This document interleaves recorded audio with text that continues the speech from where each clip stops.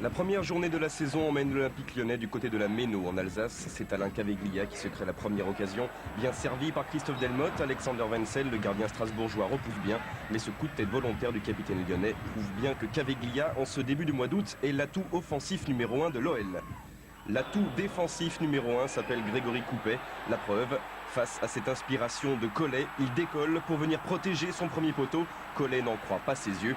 Et grâce à leur gardien volant, les Lyonnais empochent leur premier point de la saison. Et pour le plus grand bonheur de la Combe, sans encaisser de but.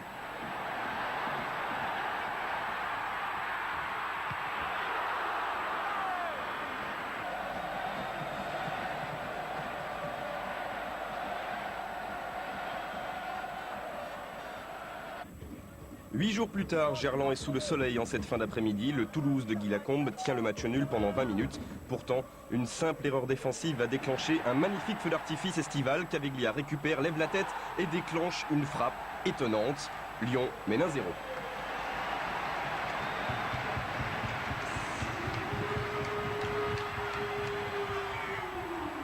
Le capitaine lyonnais inaugure son capital but de la plus belle manière. C'est un but extraordinaire, la récupération. D'abord, le coup d'œil ensuite, l'intelligence et la précision pour terminer. Sans doute l'un des plus beaux buts de sa carrière, une trajectoire parfaite qui réduit Teddy Richert à l'impuissance. Pour le gardien toulousain, le cauchemar vient à peine de débuter.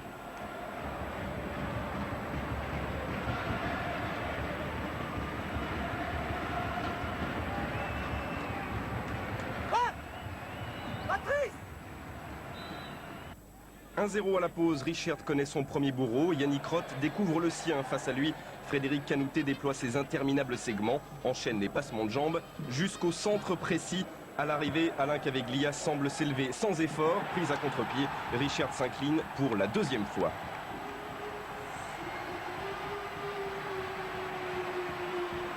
Lyon mène 2-0, doublé pour Caveglia d'entrée en seconde période. Le travail de Canouté sur son aile droite est décisif. Lui, le droitier, adresse un centre parfait du pied gauche et Cavé fait le reste. C'est simple, efficace et terrible pour Richert, victime d'une glissade fatidique de son pied d'appui.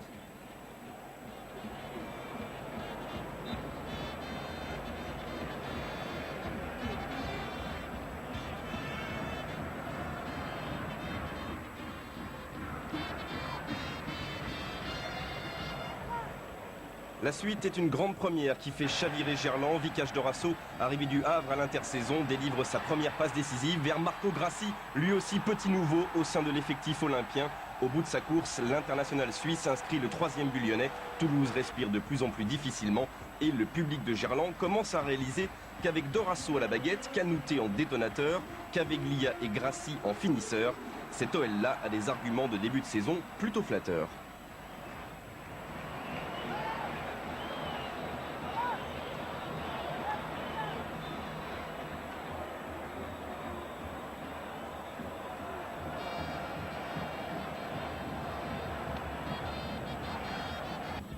À la 70e minute, le détonateur devient finisseur à son tour, lancé par Bassila. Canouté prolonge le calvaire de la défense toulousaine.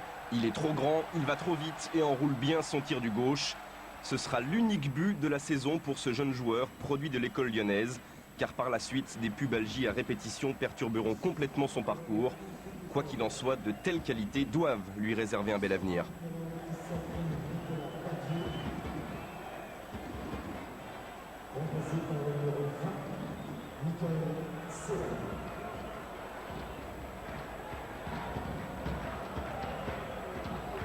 4-0 et la démonstration est loin d'être terminée. Totalement libérée, les Blancs étalent leur jeu collectif à une touche de balle. L'action part de la droite, depuis Vicage Dorasso, pour finalement se conclure côté gauche. Le plus étonnant est qu'à l'issue de ce mouvement, c'est un défenseur qui apporte la touche finale. Passe décisive de Grassi, but de Jacek Bak. 5 comme le numéro de l'international polonais. 5 comme le nombre de buts inscrits par les Lyonnais en 80 minutes.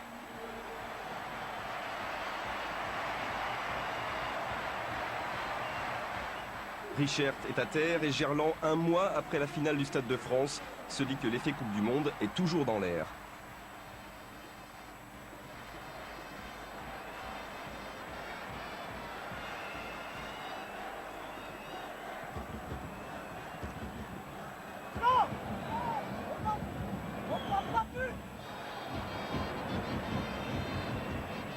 Juste le temps de remettre en jeu et Toulouse sauve l'honneur grâce à son nouvel attaquant Vladimir Petrovic. Un petit grain de sable en ce début de soirée inoubliable. Une soirée qui se termine sous le sceau du génie de Little Big Man. Ce grand petit homme, c'est bien sûr Vikash Dorasso. Il élimine un adversaire, enchaîne un énorme grand pont et sans ralentir sa course, délivre l'un des plus beaux buts de ce début de saison. 6-1, doublé pour Caveglia, but plus passe décisive pour Grassi, but plus passe décisive de Canouté et enfin but plus passe décisive de Dorasso. En ce 15 août, le quatuor est magique et ce large succès propulse l'OL à la 4e place du classement et constitue une rampe de lancement idéale pour les journées suivantes. Quel but de Dorasso!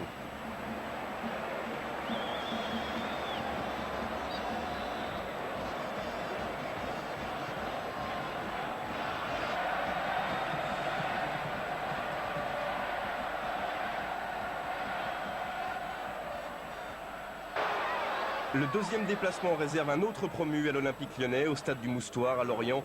Vikash Dorasso va encore une fois débloquer la situation. Il est capable de conserver un ballon tout en avançant, tout en regardant le déplacement de ses coéquipiers. Au bon moment, il choisit Marco Grassi, qui plein de sang-froid attend juste ce qu'il faut avant de tromper Angelo Hugues. On joue depuis 58 minutes et Lyon mène 1-0.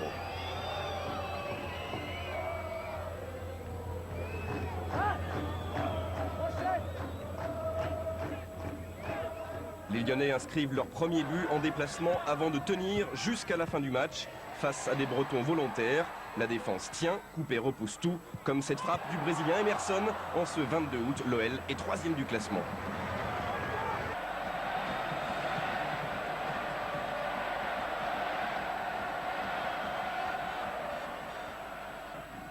La réception de l'AS Monaco en cette 4e journée devient donc un sommet de ce début de saison. Lyon domine la première période et 5 minutes avant la pause, 2 coups de tête ont raison d'un champion du monde. Violo et ensuite Caveglia trompe Fabien Barthez. Lyon est devant, Barthez ne comprend pas et Caveglia inscrit son 3e but en 4 matchs.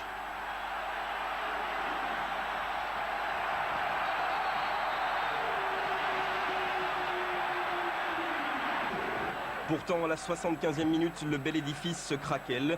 Corner monégasque, reprise de l'ancien lyonnais Franck Gava, prolongé par Robert Spéard. Un but plein de réussite qui prive l'OL d'une bonne opération.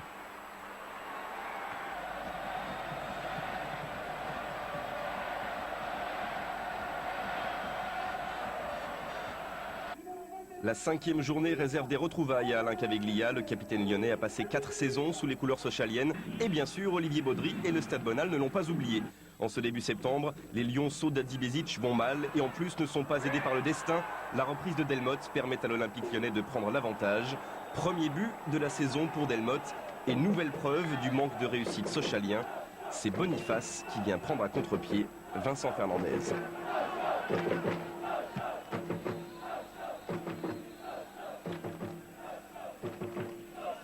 Pourtant, juste avant la pause et sur une pelouse rendue encore plus difficile par la pluie, les Sochaliens vont réagir. Boniface lance Sébastien Dallet et emporté par son élan, Laville vient faucher l'ailier doubiste. Au ralenti, l'anti-jeu est indiscutable et l'arbitre, M. Kalt, accorde le premier pénalty de la saison contre l'Olympique lyonnais. Stéphane Dedeban transforme, même si Coupet, un peu court, était parti du bon côté. Un partout, la mi-temps est passée et Lyon repart de plus belle. Dorasso au départ, Caveglia à la déviation et Marco Grassi à la conclusion. Une frappe toujours du pied gauche et cette fois-ci dans un angle totalement fermé. Le retour de Raschke n'aura servi à rien. Lyon mène 2-1 et Grassi inscrit son 3e but de la saison.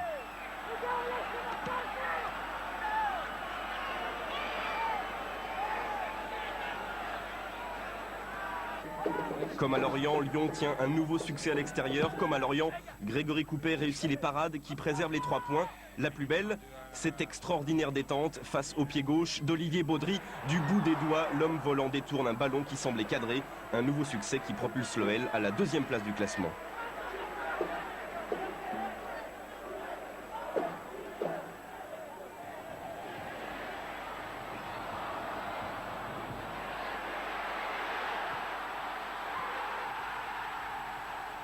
Le 19 septembre, Lyon retrouve à Gerland le champion en titre lensois. Très vite, on retrouve l'intenable trio, longue ouverture de Dorasso, Caveglia contrôle, se débarrasse d'Ecci et voit son centre parfaitement exploité par Marco Grassi qui devient là meilleur buteur du club. Sans chercher la puissance, il loge sa reprise hors de portée de Guillaume Varmuse. On joue depuis 12 minutes et Lyon mène 1-0.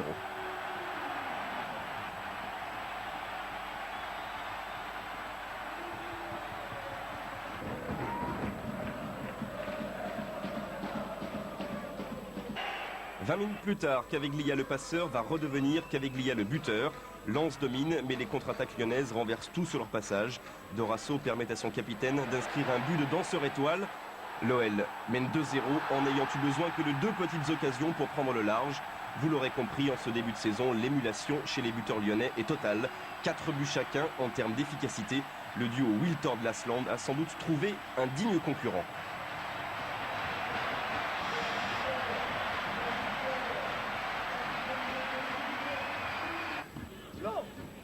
Bernard Lacombe garde l'œil bien ouvert et concentré. Il sait qu'un champion en titre est une équipe capable de fabriquer du danger pendant 90 minutes. La réaction sang et or va surgir de la droite. À la 75e minute, le centre des Lois semble anodin. Et pourtant, un rebond vicieux vient désarçonner Coupet. Ça arrive, comme on dit. L'inconvénient, c'est que cette petite erreur replace les Lyonnais à portée des Lensois. C'est alors qu'un homme entré en jeu un quart d'heure plus tôt profite d'une erreur de Frédéric Déhu. Cet homme, c'est Boule, ou plutôt Joseph Désiré Job. Grand pont sur Guillaume Varmuse et petit plat du pied pour terminer l'affaire. Premier but pour le franco-camerounais qui n'avait joué que 40 minutes depuis le début de la saison. À l'arrivée, une probante victoire, 3-1. L'occasion pour Captain Caveglia de faire un premier point, évidemment très positif.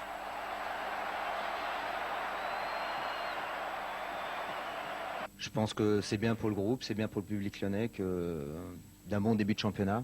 Bon, maintenant, vous savez, si on perd à Nancy ou on est éliminé contre Blackburn, tout sera remis en question. Donc nous, on va travailler, on va continuer comme ça avec cette solidarité, cette hargne du groupe qui est, je pense, qui est très très bien.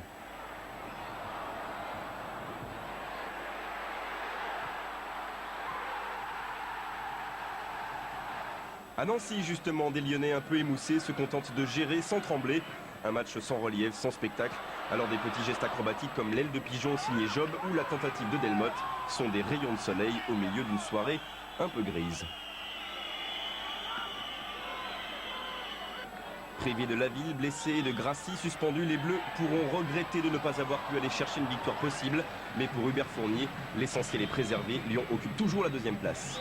Je pense qu'on la mérite sur les matchs d'avant. Sur ce match-là, peut-être pas tout à fait. Mais bon, vous savez, on ne va pas faire que des 6-1 comme on a fait contre Toulouse. Le championnat est long. Il y aura des matchs difficiles comme on l'a eu ce soir à Nancy. Et on l'a bien négocié ce soir.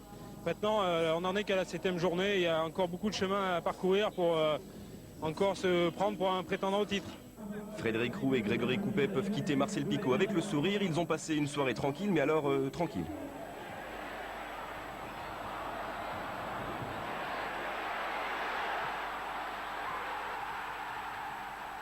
Sans Caveglia blessé, les Lyonnais se déplacent à Nantes où historiquement ils n'ont jamais bien réussi. Les Canaris vivent un début de saison chaotique, mais en ce 3 octobre, ils sont les dignes héritiers de l'école nantaise. Il faut un grand Coupet et un peu de réussite pour s'opposer à Monterrubio, Fabry ou bien Patrick Suffo. L'OL va tenir jusqu'à la 56e minute. La défense semble bien regroupée, suffisamment haute par rapport à son gardien. Et pourtant, que faire face à une inspiration venue de 20 bons mètres? Frédéric Darocha libère son pied droit et fait exploser la Beaujoire.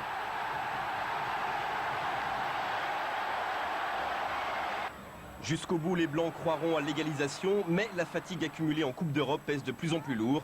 Dans les arrêts de jeu, Éric Decroix se retrouve décalé côté gauche. Au bout de son centre, le pied droit de Monterrubio. 2-0, première défaite lyonnaise de la saison. Bernard Lacombe accuse le coup mais fait confiance à ses garçons pour réagir. On est tous costauds dans nos têtes. Vous savez, le football n'est fait que de victoires, d'échecs, et à nous de réagir. Il y a des garçons qui sont depuis 10-15 ans dans le football. C'est la vie, c'est comme ça. Vous savez, il y a d'autres clubs qui sont en difficulté. Pour nous, c'est un coup d'arrêt, c'est sûr que ça fait mal, parce qu'en plus, il y a une quinzaine de jours là où il n'y a pas de match. Mais bon.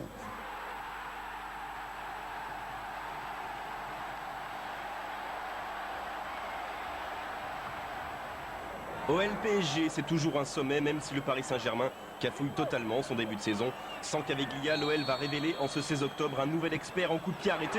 Philippe Diolo enroule parfaitement, mais la transversale, plus une grande parade de Lama, viennent préserver la cage parisienne. Qu'à cela ne tienne, on reparlera un mois plus tard du fameux pied droit de l'ancien Auxerrois. Reste que le PSG, inoffensif pendant 17 minutes, va sur une contre-attaque étaler son talent venu d'ailleurs. Janowski le Russe délivre une transversale vers Simone l'Italien. À l'arrivée, un geste de pure classe de l'ancien Milanais. Coupé ne peut rien et Paris mène 1-0.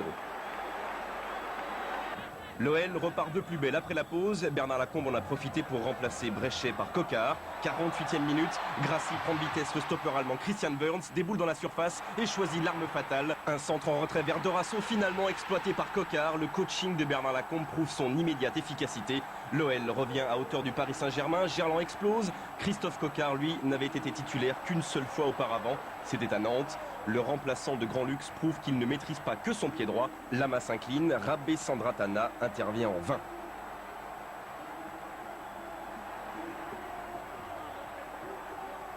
Au départ, le travail de Marco Grassi est décisif. Au final, l'égalisation de Coq est logique. Logique car ce soir-là, Lyon ne méritait pas de rentrer au vestiaire totalement bredouille. Canouté sourit, Coquard est sur un nuage et Gerland remercie.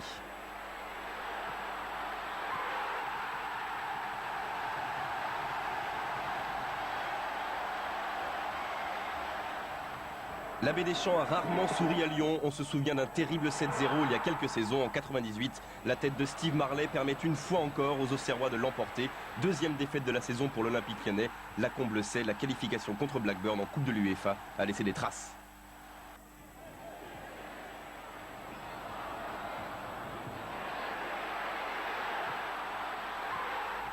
Après le revers auxerrois, Lyon a l'opportunité de retrouver le succès face au Havre. Titularisé pour la première fois, Stine Malbranque glisse vers Vicage Dorasso, évidemment très motivé à l'idée d'affronter le club qu'il a vu grandir. Mais la motivation ne suffit pas, il manque la réussite ou la gentillesse d'un poteau qui, semble-t-il, a choisi son camp. Toujours privé d'un autre ancien Havrais qu'Aveglia, les Lyonnais dominent sans conclure et les Normands n'ont d'autre arme que la contre-attaque. Et heureusement pour les hommes de Lacombe, Grégory Coupet est un monstre face à Sané. L'OL n'a plus gagné depuis 5 journées, près d'un mois et demi, et n'a inscrit qu'un seul but pendant cette période. L'absence de Caveglia est évidemment une explication. C'est son habituel compère Marco Grassi qui lance une dernière accélération. La défense explose, mais pas le gardien. Cassard répond à Coupet et derrière, il intervient encore devant Malbranque. Pour son premier grand soir, le nouveau petit lutin de Gerland ne marquera pas. Une belle occasion vient de passer.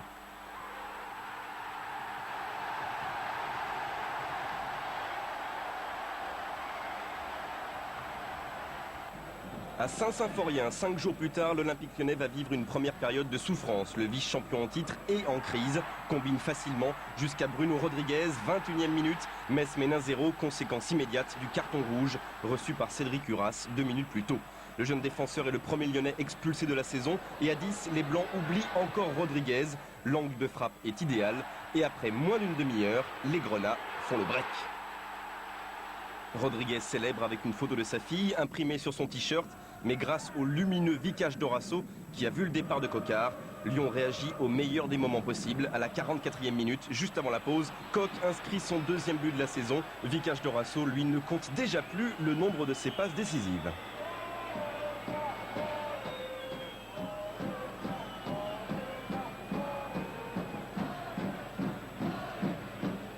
La joie de l'ancien Auxerrois ne dure que quelques secondes, 60 exactement, jusqu'à cette tête de Geoffrey Toys. 3-1, c'est la première fois que l'Olympique lyonnais encaisse 3 buts dans une même rencontre.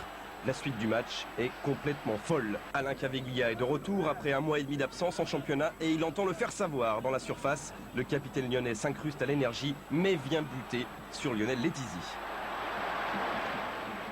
La déception de Caveglia, une décision du tandem Lacombe-Broissard à la 75e minute. Un attaquant, Canouté, remplace un milieu de terrain défensif, Violo. Canouté, servi par un étincelant Caveglia, réussit à marquer d'une frappe mollassonne mais décisive. 3-2, on joue à la 88e minute, c'est trop tard pour espérer arracher le point du match nul. Lyon va mal et retombe à la 7e place, son plus mauvais classement depuis la deuxième journée. La réception de Montpellier à Gerland, 5 jours plus tard, devient un match capital pour la suite des événements.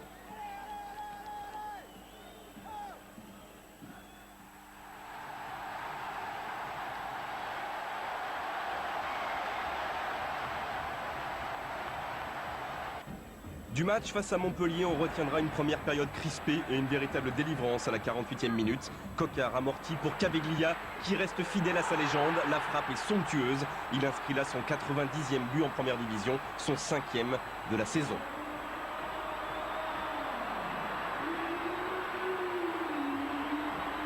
À chaque fois qu'il a foulé la pelouse de Gerland, il a au moins une fois fait trembler les filets adverses. Cavé est le grand maître du temple sous les yeux ébahis de Marco Grassi en tribune pour cause de blessure. Le salut du chevalier à sa cour. Il laissera sa place comme souvent dans le dernier quart d'heure. Et après avoir longtemps tremblé, Lyon se met à l'abri grâce à son nouvel artificier. Caveglia sur le banc. Philippe Violo réussit là où il avait échoué quelques semaines plus tôt face à un gigantesque lama. Flux Klinger doit s'incliner devant cette merveille de coup franc. Et Lyon renoue enfin avec la victoire. Le soulagement et les sourires sont immenses, surtout celui de Violo. Il vient d'inscrire le premier but de sa carrière en première division. Après plus de 115 matchs, Lyon fait un bond de 2 places au classement et se retrouve 5e.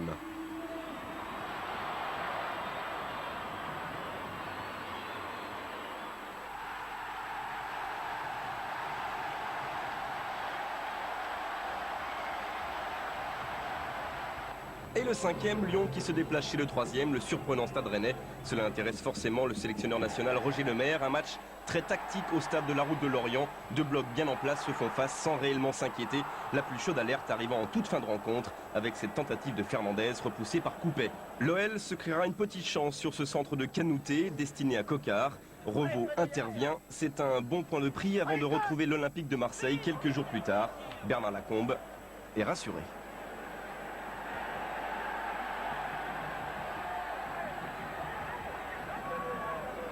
J'espère que les garçons auront récupéré et puis qu'ils auront le même état d'esprit que celui de ce soir, c'est-à-dire qu'ils ont été au bout, ils se sont battus. Et puis si on se bat avec un petit peu plus de clairvoyance, un petit peu plus d'agressivité dans les zones de vérité, c'est-à-dire dans les 25-30 derniers mètres, je pense qu'on peut bousculer cette équipe.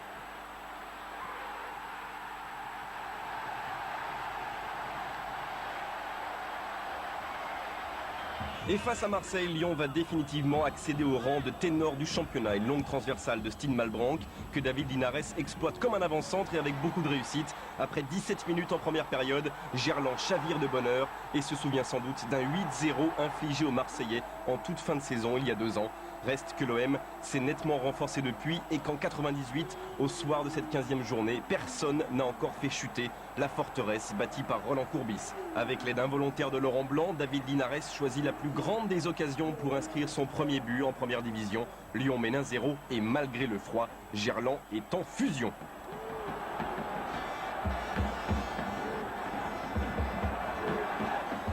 Bernard Lacombe et José Boissard ne sont pas totalement rassurés, mais à la 55e minute, ils savent qu'un coup franc légèrement décalé sur la gauche est une chance réelle de doubler la mise. Caveglia laisse Violo prendre ses responsabilités et comme face à Montpellier, le numéro 6 lyonnais transperce la lumière. Une merveille de frappe intouchable pour le mur et surtout pour Porato. Violo, indispensable récupérateur passeur du milieu lyonnais, voit sa technique récompensée. Sans doute l'un des plus beaux coups francs de la saison. Chaque ralenti est un bonheur pour la pupille. Lyon mène 2-0 logiquement, sans trembler.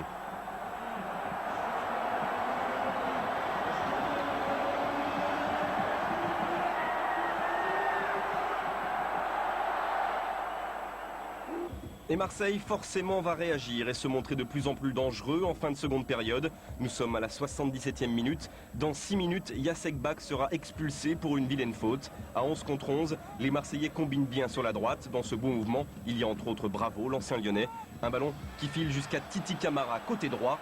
Au bout du centre, c'est Florian Maurice qui vient totalement relancer la rencontre. 2-1, celui que toute la ville de Lyon appelait Flo ou Tintin il y a encore 2 ans. Celui qui est né au football à l'OL transforme cette soirée en suspense hitchcockien. Finalement, même en infériorité numérique et en souffrant jusqu'au bout, les Lyonnais se créeront la dernière occasion, une contre-attaque de Mammouth signée Christophe Delmotte qui venait de rentrer. À l'arrivée, Frédéric Canouté, lui aussi tout frais, n'exploite pas le bon centre en retrait. Qu'à cela ne tienne, Lyon s'impose 2-1, se retrouve 4e et Gerland chavire de bonheur.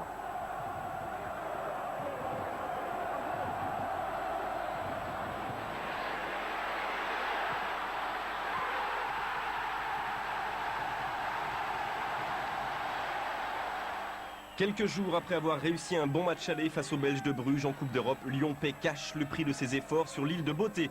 Dès la 18e minute, Franck Jurietti donne l'avantage au Bastia d'un coup de patte digne de Philippe Violo.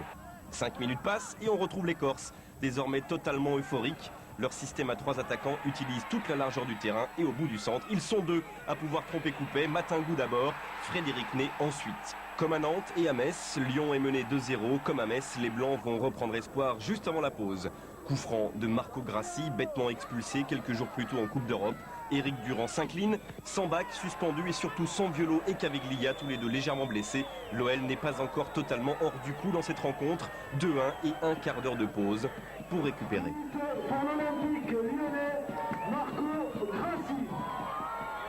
Pourtant, après avoir un peu dominé les premières minutes de la seconde période, les Lyonnais vont gaspiller leur chance en concédant un pénalty. Coquard vient toucher Frédéric Mendy dans la surface de réparation. Monsieur Derrien n'hésite pas et accorde un pénalty au Bastia.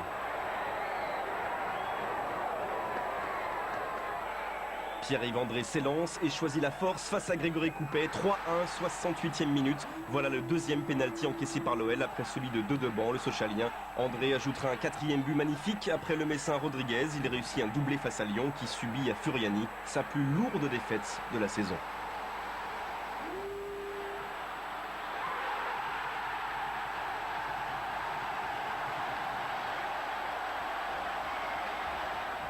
Soirée de gala le 2 décembre face à Bordeaux contre le leader Stine Malbranck et ses 18 ans vont tout faire exploser. Une première frappe repoussée par Ramé, une deuxième déviée par le poteau vers Caveglia qui quelques jours plus tard réalisera un triplé face à Bruges. 51e minute, Lyon prend les devants grâce au 6e but de sa saison.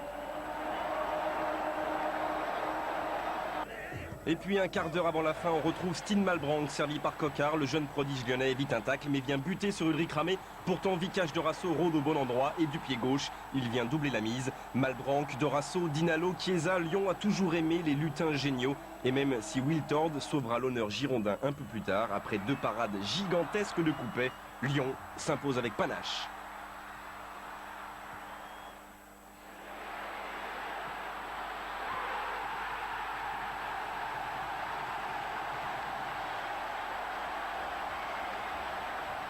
À l'issue des matchs allés, l'Olympique lyonnais est donc 5e et retrouve pour le premier les matchs retour. Un adversaire qu'il avait anéanti à Gerland 6-1. Comme d'habitude, quelques jours après une qualification en Coupe d'Europe, les Rhodaniens sont fatigués. Carteron pour la première fois n'est pas là. Et pour la première fois aussi, l'OL ne perdra pas un match de championnat post-européen. Et pourtant, au stadium, les Bleus Marines souffrent. Une première occasion pour Petrovic, une deuxième pour Robert Malm. Et à 2 reprises, Grégory Coupet affiche son niveau international 0-0. Bernard Lacombe est déçu, mais fatigué. Les siens s'en sortent bien.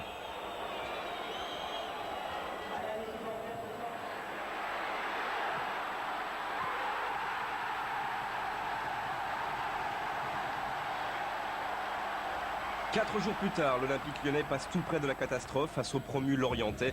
Et pourtant, dès les premières secondes, les coéquipiers de Philippe Violo se montrent inspirés, admirer justement l'ouverture de Violo, admirer aussi la malchance de Caveglia. Les Lorientais de Gourcuff jouent très haut et pour des Lyonnais qui combinent à merveille, c'est l'occasion de face-à-face répéter avec Angelo Hugues. Alain Caveglia est toujours en mouvement pour offrir des solutions. Cette fois, il va encore fausser compagnie à la défense bretonne et après la transversale, c'est le montant droit qui vient sauver Lorient. Et comme souvent dans ces cas-là, l'adversaire procède par contre et connaît lui la réussite. 25e minute, Stéphane Pédron, l'un des plus beaux pieds gauche de D1, vient placer sa frappe hors de portée de Grégory Coupet. Lorient mène 1-0. Une ouverture du score qui sème le doute dans les têtes lyonnaises et comme le jeu collectif des Merlus est de qualité, retrouver Loco en bonne position n'est presque pas une surprise. Le joker breton inscrit son premier but sous ses nouvelles couleurs et à la pause, l'OL se retrouve pour la première fois de la saison mené 2-0. À la mi-temps, Bréchet remplace Fournier et surtout Job succède à Uras. Résultat, le match change de visage, les Blancs sont déchaînés et les Bretons craquent sous la pression. Le centre de Coquard est détourné par Yannick Fischer dans ses propres filets, 2-1 après 47 minutes. Ça va mieux.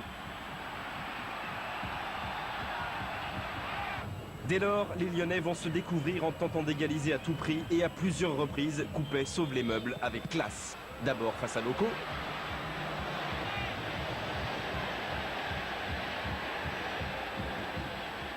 Ensuite, face à Emerson. Et puis à nouveau, face à Loco. C'est lui qui entretient l'espoir et ce sont deux milieux défensifs, les révélations de cet automne lyonnais qui vont enfin permettre à l'OL d'arracher le point d'un match nul finalement logique. Violo lance Linares, égalisation à la 81e minute, deuxième but pour Linares après Marseille. Lyon s'en sort bien, comme le confesse Vicage Dorasso après la rencontre.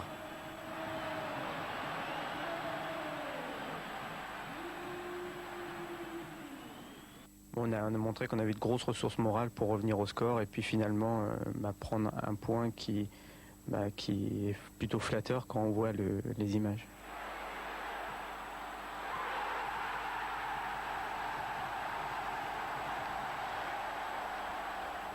Le dernier match avant la trêve se joue au stade Louis II en cette fin d'année. L'AS Monaco n'est pas au mieux mais peut toujours compter sur une magnifique constellation de stars. Sur Franck Gava par exemple, qui décale Legwinski, la frappe est terrible mais Coupet se détend de tout son long.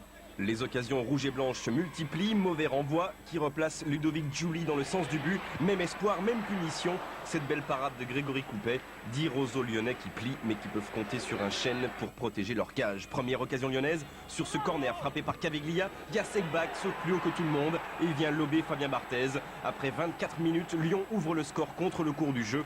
Deuxième but pour l'international polonais qui en plus s'était déjà illustré face à Blackburn en Coupe d'Europe.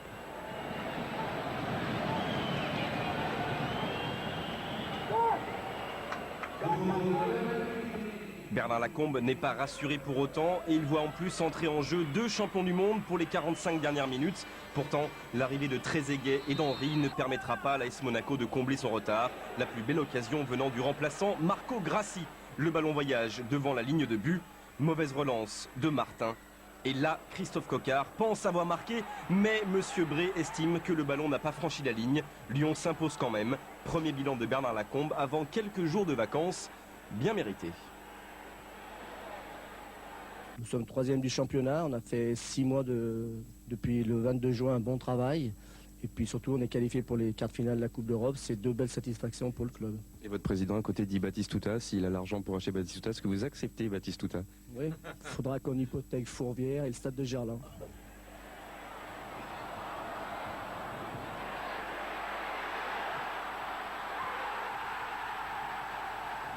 Une mini-trêve qui va se révéler miraculeuse pour l'Olympique lyonnais. Calé dans le trio de tête, l'OL ne sait pas encore que sa victoire à Louis II est la première d'une longue série. Pour fêter la nouvelle année, le Stade Bollaert offre un écrin parfait au bijou Dorasso avec une facilité déconcertante. Il permet à Alain Caveglia d'ouvrir le score face au champion lensois. 20e minute, premier but de Cavegol à l'extérieur, le 7e de sa saison et grand numéro de Dorasso. But pour Lyon, Alain Caveglia. À la 40e minute, Boule va sauter plus haut que la défense lensoise. Joseph Désiré Job, qui participait à son premier match comme titulaire depuis le mois de septembre, exploite au mieux un magnifique corner de Caveglia. Deuxième but de la saison pour Job et il permet à l'OL de faire le break.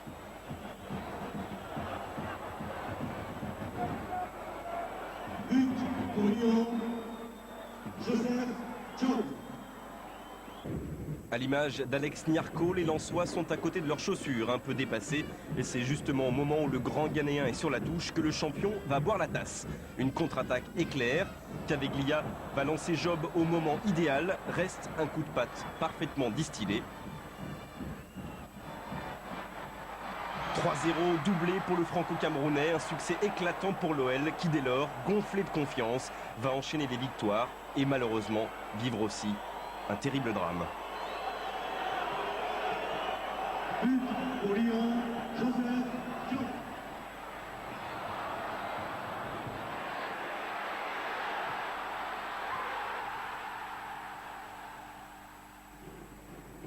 Supporters lyonnais, nous vous remercions de respecter maintenant une minute de silence en la mémoire de Luc Borelli.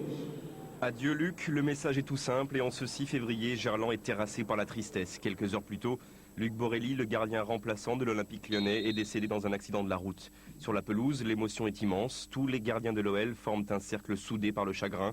La minute de silence est magnifique de respect et la douleur des joueurs rendant hommage à leurs compagnons est un crève-cœur. Et pourtant, dans ces conditions si difficiles, il faut se replonger dans le combat de la compétition face à une équipe accrocheuse, l'AS Nancy-Lorraine, déjà victorieuse 4 fois en déplacement. Dès la 13e minute, Cascarino transforme.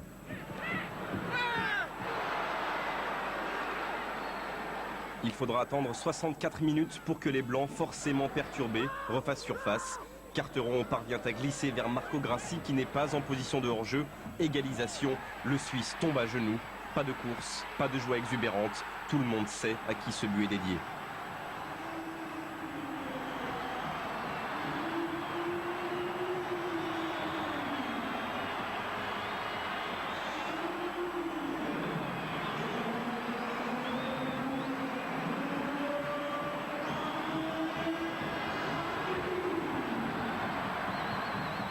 Cinq minutes plus tard, l'OL obtient un nouveau corner, comme d'habitude frappé par Captain Caviglia. Patrice Carteron dévie au premier poteau et Job accompagne le ballon au fond. Lyon est devant, Carteron est en larmes.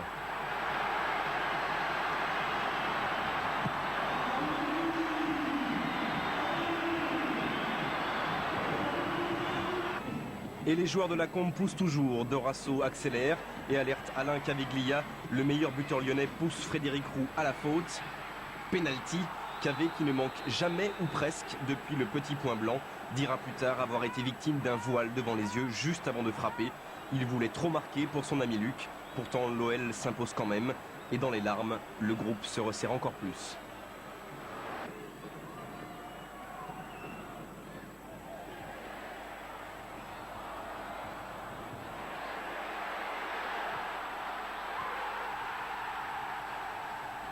La 22e journée se déroule comme la précédente à Gerland. Les Gones retrouvent des Canaries qui avaient été les premiers de la saison à les faire chuter. Pour l'OL, c'est la possibilité de prendre une revanche et surtout d'enchaîner un 4e succès d'affilée. D'entrée, Job est le plus remuant, mais face à lui, Landreau est impeccable.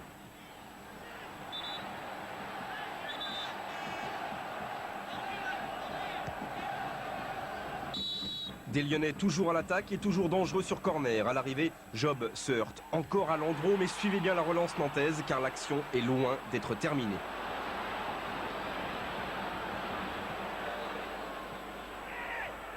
Fournier récupère, talonnade, Malbranck lance Bréchet, centre vers Dorasso et dans une surface de réparation en ébullition, Piocel commet une main pourtant involontaire. Pourtant, car M. Duhamel semble catégorique, pénalty pour Lyon, on revoit la tête de Job et le mouvement fatal à Piocel.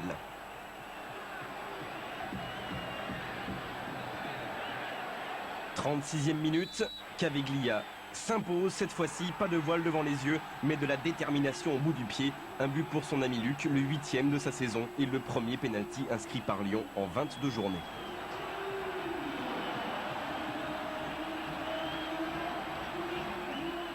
Le public de Gerland, toujours aussi soudé, se réchauffe en groupe compact pour lutter contre un froid glacial. Et c'est peut-être cette atmosphère de Sibérie ou bien tout simplement la jeunesse qui tétanise le jeune Yves Deroff.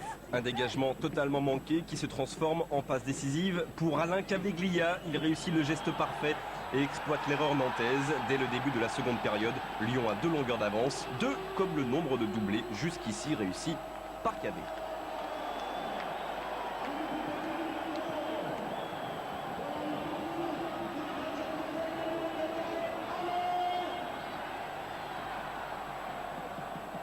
Quelque chose ou quelqu'un devait veiller sur les Lyonnais car le but de Patrick Suffo ne relancera pas complètement le FC Nantes. Nouvelle victoire pour l'OL de Grégory Coupet. La 3e place se joue entre Nantes et nous pour le moment. Donc il était important pour nous de gagner sur notre terrain. Les conditions météorologiques n'étaient pas favorables. Et on sait par leur petit gabarit qu'on était exposé, et par leur jeu aussi en une-deux touches, qu'on était exposé à beaucoup de difficultés. Je crois qu'on a su bien le gérer, je crois qu'il y a eu de bons mouvements, on voit surtout les finalités des actions. Mais je crois que dans le jeu lui-même aussi, il y a eu de très beaux mouvements. Et c'est aussi à souligner, c'est tout un autre actif.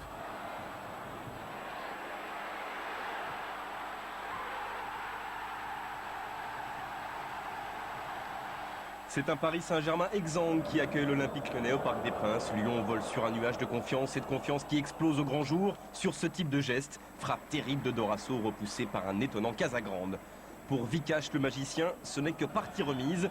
Sur le corner parisien, David Linares récupère. La contre-attaque se développe, Linares sert parfaitement Dorasso, parti à la limite du hors-jeu. Vikash résiste à Elder.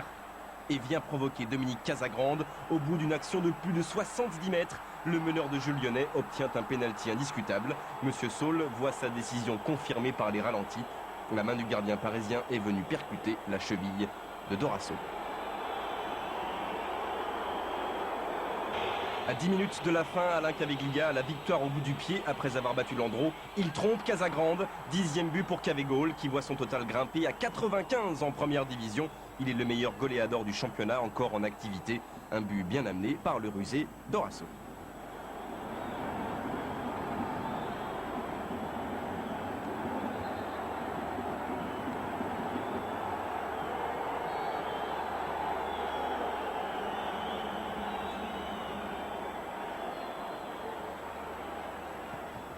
Là encore, l'OL tiendra jusqu'au bout malgré la pression du parc. Simonet glissera même à Madar. Mais Coupet, encore décisif, sauve les 3 points d'une parade d'extraterrestre. 5e victoire consécutive pour Lyon et celle-là au parc a une saveur particulière.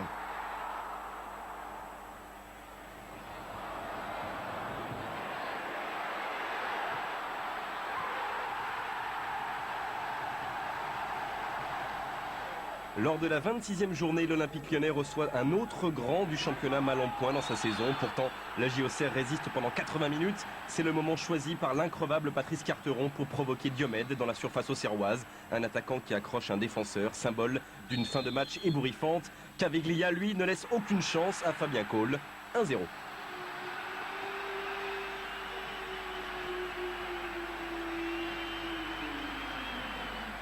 Totalement déconcentrés, les Bleus concèdent un coup franc juste à l'extérieur de leur surface. Lyon venait d'ouvrir la marque 2 minutes plus tôt lorsque Cavé dépose sa frappe sur la tête de Carteron, celui qui en fin de saison sera désigné meilleur arrière droit de D1 par l'ensemble des joueurs professionnels, vient s'imposer au second poteau avec tout son courage. Curieusement, Carteron sera l'acteur principal du match lorsqu'il bouscule Bernard Diomède dans la surface lyonnaise. À la 87e minute, Stéphane Carnot peut relancer la JA, mais il ne prive pas l'OL d'un 6e succès de rang. L'Auxerrois marque, mais il est trop tard.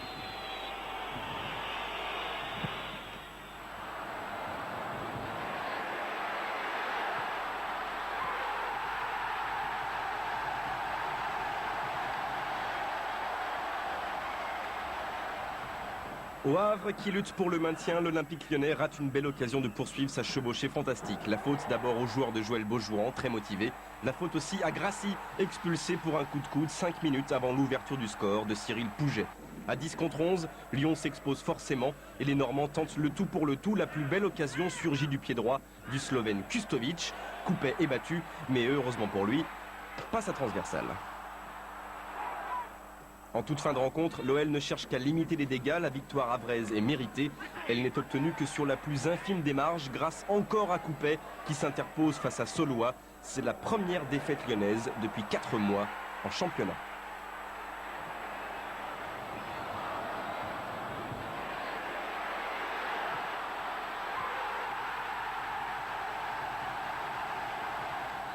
Au Havre, Lyon a laissé filer une chance de se rapprocher un peu de Marseille et de Bordeaux. C'est donc très motivé que les joueurs de la Combe débutent leur rencontre face à Metz.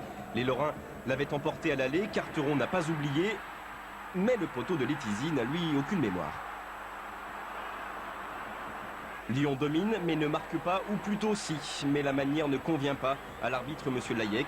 Lorsqu'Alain Caveglia se retrouve servi dans la surface messine et force Régis à marquer contre son camp, l'homme en jaune refuse le but pour un contrôle effectué de la main par le capitaine lyonnais.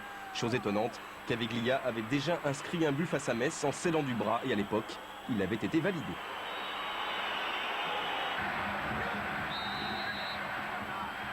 Toujours 0-0, mais quelques secondes après, Toys marque contre son camp encore. Lyonnais se précipite sur Delmotte qui s'excuse de ne pas être l'auteur du but. C'est pas moi, c'est bien Geoffrey Toys. Lyon mène 1-0 à la 68e minute. Le soulagement final, les Blancs l'attendront jusqu'à la 90e minute. Une ouverture géante vers Vicage Dorasso. Comme au Parc des Princes, il laisse parler ses pieds et son intelligence. L'intelligence d'aller provoquer la faute de Sylvain Castendutch. L'expérience du libéro messin ne suffit pas à contrer le grand petit homme. Pénalty pour Lyon.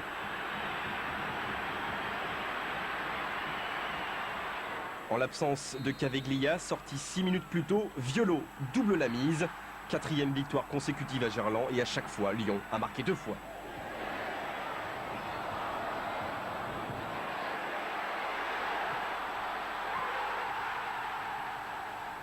Face à Sochaux, Lyon va augmenter sa moyenne mais attendre 40 minutes avant de voir Caveglia tromper Fernandez sur un corner direct. Le ballon a sans doute franchi la ligne malgré une forêt de joueurs dans les 6 mètres sochaliens.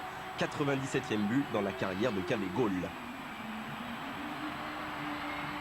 4 minutes plus tard, c'est à l'énergie et au talent que le capitaine lyonnais réussit son 3e doublé. Sochaux est en train de lâcher prise et Cavé se relève à la vitesse de l'éclair. Au bout du pied, il atteint le petit filet opposé, 2-0. Ça fait 98 et surtout, cela met Lyon à l'abri juste avant la pause.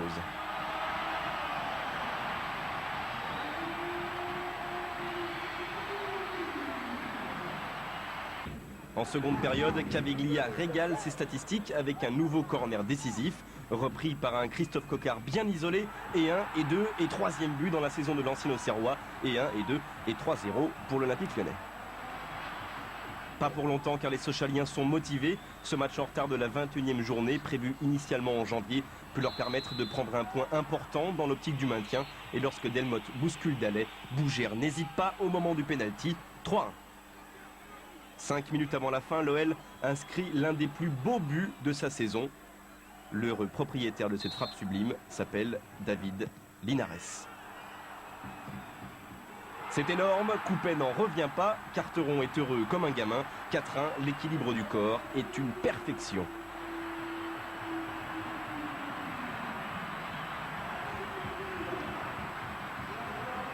Reste un pénalty pour l'anecdote dans les dernières secondes. Jérémy Bréchet a commis une main dans sa surface. Pourtant, cette erreur de l'international espoir est sans conséquence. Bougère rime avec Di Biagio.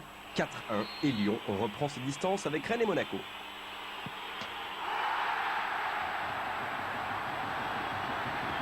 Aujourd'hui, on avait la possibilité de faire l'écart. On a réussi, c'est une bonne chose.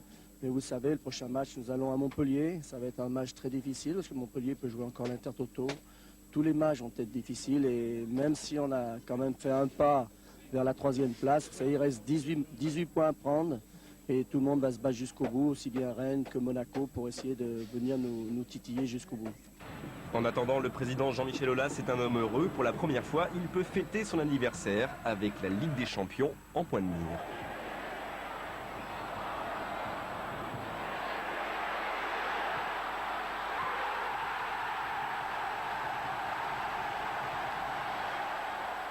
Le 14 avril 1999 et le stade de la Mosson à Montpellier resteront toujours gravés dans la mémoire d'un homme. Ce joueur, c'est bien sûr Alain Caveglia.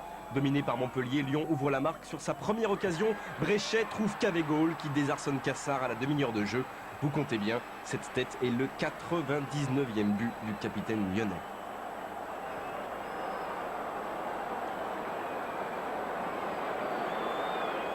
Un 0 à la mi-temps et au moment où Montpellier dominait le moins, les joueurs de Jean-Louis Gasset prennent à revers la défense lyonnaise.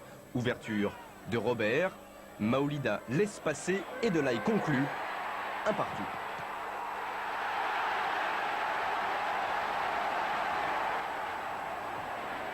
Il ne reste qu'un quart d'heure et Marco Grassi a du jus. Suspendu depuis son expulsion au Havre, le Suisse va jusqu'au bout, jusqu'à la faute de Rouvière. Penalty. Comme Pelé pour son 1000e but, le 100e d'Alain Caveglia sera donc un penalty face à Cassard à la 83e minute. Cavé n'est pas Pelé, mais il est ivre de bonheur et c'est un immense joueur. Un but pour l'histoire qui démobilise totalement Montpellier. Dans la foulée, c'est la jeunesse de l'OL qui fait l'écart. Christian Bassila déploie ses longues jambes et marque un 3e but pour Lyon. 3e victoire de suite. Une soirée qui illumina le roi Caveglia.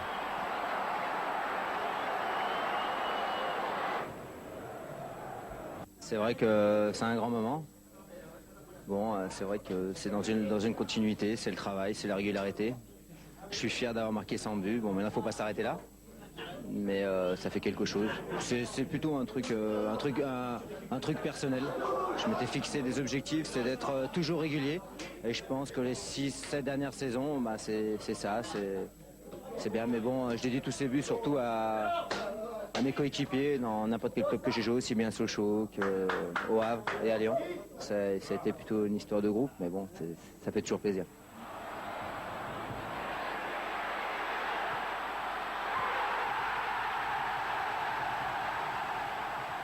Lyon-Rennes, c'est le début de la dernière ligne droite avant d'entamer cette rencontre face aux Rouges et Noirs. Les Lyonnais savent qu'une victoire leur permettrait d'assurer presque définitivement leur 3e place et même de se rapprocher du duo de tête. Pourtant, Cédric Bardon reprend une première frappe de sommeil repoussée par le poteau. 33e minute, le Stade Rennais passe logiquement devant et Bardon, formé à Lyon et Rennais depuis quelques mois, mourrait d'envie de briller. En seconde période, l'ère de Gerland confirme ses bienfaits sur Cédric qui cette fois trouve le montant. L'OL s'en sort bien. Patrice Carteron dira plus tard que les Rennais avaient tout simplement plus d'énergie, plus d'envie ce soir-là. Que dire d'autre lorsqu'on suit le dragster Bardon lancé à pleine vitesse vers Grégory Cooper.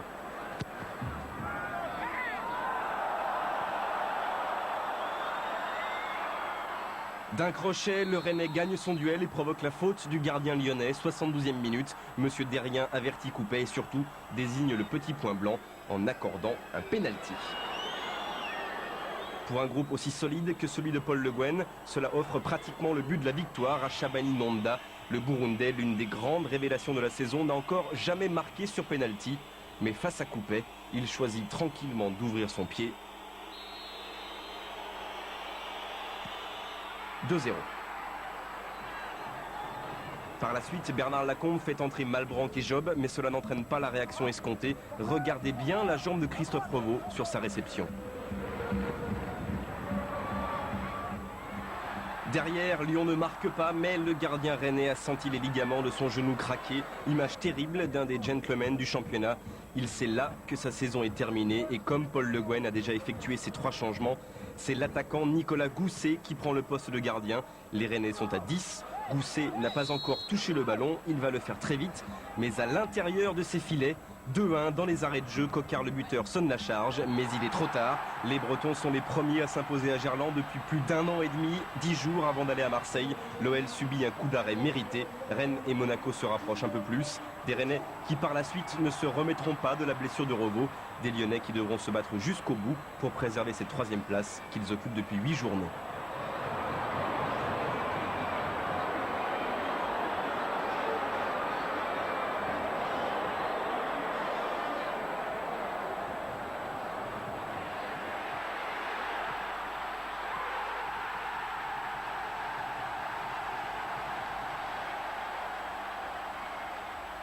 Dès lors, les Lyonnais savent que chaque point vaut de l'or et c'est dans l'espoir d'en prendre un qu'ils se rendent au Vélodrome. Marseille de son côté joue le titre et malgré la fatigue de fin de saison, l'OM de Courbis est encore capable des plus beaux mouvements. Celui-là, amorcé par Dugarry, permet à Camara de prouver une nouvelle fois la valeur de Coupet. Derrière, la chance fait le reste et la ville sauve un ballon dévié par Deveau sur sa ligne. C'est chaud, mais Carteron reste lucide. Je pense que la clé en deuxième mi-temps, ça va être de savoir si on est capable de résister défensivement et essayer de temps en temps de mieux ressortir le ballon pour aller plus vite vers l'avant. On change de côté et l'OM pousse toujours. Les 55 000 spectateurs du Vélodrome jouent à plein leur rôle de 12e homme. Et lorsque Camara se retrouve seul face à Coupet, le stade est prêt à exploser, sauf que le gardien lyonnais est encore impérial. Roland Courbis sait que le chaos ne tient qu'à un fil ou à une combinaison géniale de ces champions du monde. Un ballon venu d'Edson, le Brésilien, Pires, Ravanelli et enfin Dugarry. La frappe est belle, mais qui est là? L'infranchissable Coupet. Toujours aussi regroupés, les Lyonnais s'arc-boutent et vont même s'offrir le plus grand frisson de cette fin de rencontre. Dans leur volonté de marquer à tout prix, les Marseillais sont surpris par le départ de Grassi, surpris puis soulagés de voir Porato s'imposer. Une chance énorme vient de passer dans un match très italien, dominé par les gardiens.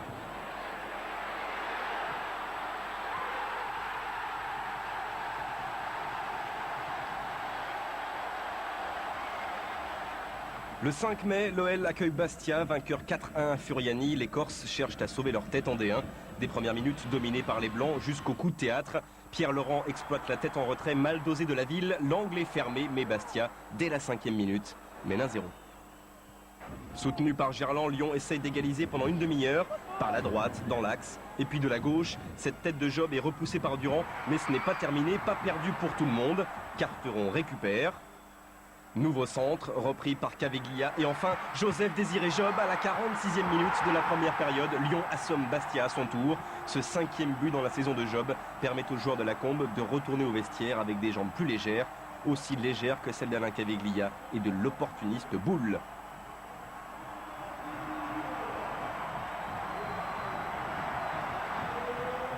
Et Lyon repart sur les mêmes bases un quart d'heure plus tard avec l'une des plus belles séquences de l'année.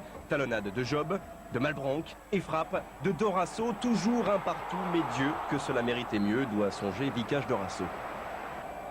Finalement, Bastia finit par craquer d'une manière beaucoup moins réjouissante. Un long centre, une tête de Cavégol, prolongé par Laurent Casanova dans ses propres filets. 2-1 à la 57e minute. Et l'essentiel est préservé. Lyon est toujours 3e.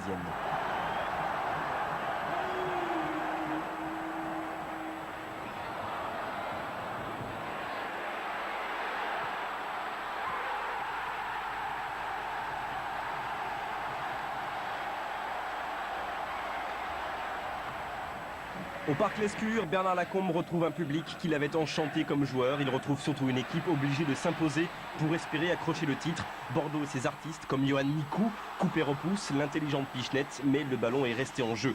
Dans 5 secondes, Coupé ne pourra rien. Contrôle et frappe surpuissante de Lassina Diabaté. 32e minute, une sublime lucarne et Bordeaux mène 1-0. La suite du match est dominée par les Girondins qui tentent le tout pour le tout afin de se mettre à l'abri.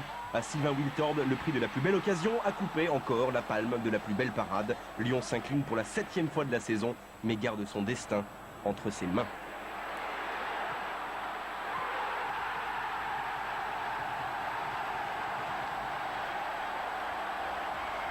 41 500 spectateurs à Gerland et le petit Sandro Borelli, le fils de Luc, qui fête ses 6 ans main dans la main avec Grégory Coupet.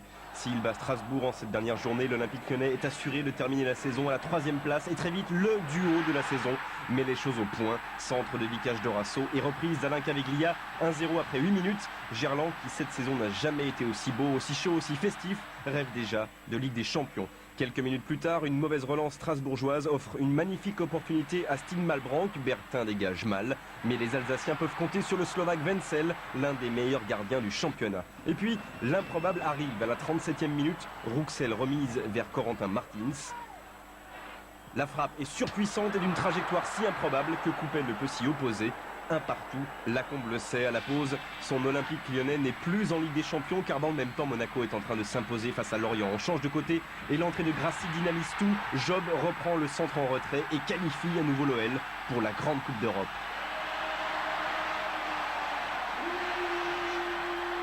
Job buteur et Job passeur à la 56e minute. Doublé pour Caveglia, son 17e but de la saison. Il s'assure ainsi la place de dauphin au classement des goléadors derrière Wiltord et permet à l'OL de respirer beaucoup mieux.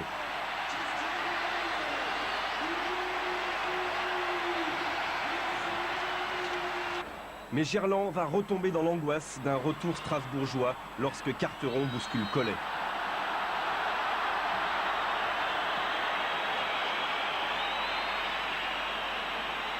Pénalty pour Strasbourg, converti par Teddy Bertin. Il reste un quart d'heure et à tout moment, le rêve européen peut s'évaporer. Alors l'OL accélère encore avec un Job ultra rapide. Au bout de la contre-attaque, le 1-2 avec Grassi fonctionne, mais pas la frappe décisive. Finalement, l'OL arrache les 3 points et surtout cette 3e place qu'il occupait depuis 12 journées consécutives. Pendant de longues minutes, Gerland déborde de bonheur. L'OL fait partie des Grands de France et s'offre une place en tour préliminaire de la Ligue des Champions pour la première fois dans son histoire.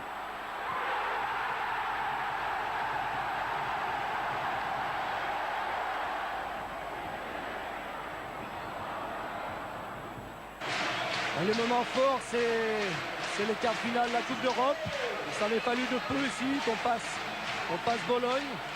Et puis il y a eu des moments, il y a eu Bordeaux, il y a eu Marseille, il y a eu Nantes, et toutes les grandes équipes qu'on a su battre ici.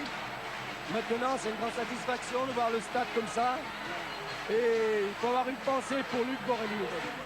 Sur la tombe de leur coéquipier, les joueurs lyonnais s'étaient jurés de finir 3e, une nouvelle preuve qu'humainement aussi, l'OL 98-99 était pétri de qualité.